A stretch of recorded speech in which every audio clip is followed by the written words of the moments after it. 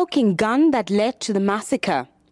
Mpofu says senior police officers should have foreseen that the murder of warrant officers Silo Lepaku and Tsietsi Munene 3 days earlier would trigger vengeance among other officers.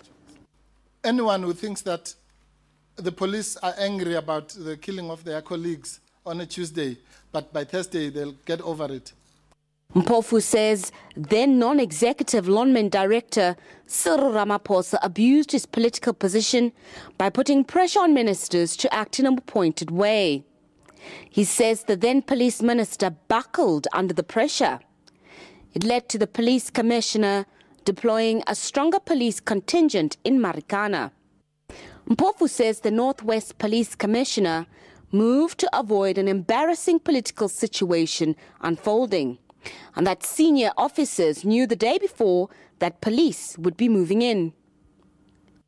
Judge Ian Farlam also alluded to the police meeting the day before the shooting.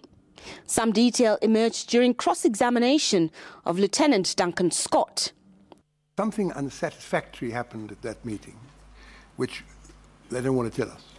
What exactly it was, I'm not sure. It may simply be, of course, that they said we've got to do this because if we don't do it tomorrow, Malema will be there on Friday, which would be an unsatisfactory thing to say. Absolutely, yeah. And it may be that's all they're hiding.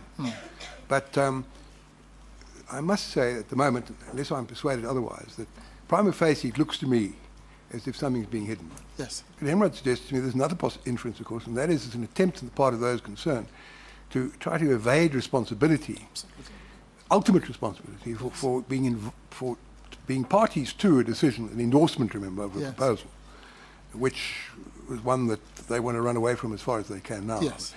The injured miners want everyone involved to face criminal liability, from Lonmen bosses and former ministers to the entire police chain of command. The National Commissioner down to members of the tactical response team on the ground. They're calling for charges including murder, corruption, perjury, attempted murder and assault with intent to do grievous bodily harm. If you're not going to charge Mr. Ramaphosa, don't charge anybody. Really.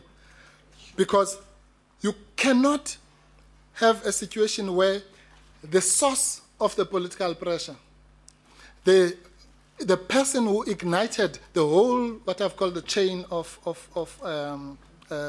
causality, which resulted in the massacre, where the provincial commissioner says, we must do this in this way, in this fabled way, or befuddled way, because we are responding to the political pressure. Mpofu says if no satisfactory punitive measures are taken in the South African courts, they'll escalate the matter to the International Criminal Courts for further investigation as a crime against humanity that resulted in the deaths of 34 people. Nozintombi Mia, SABC News, Centurion.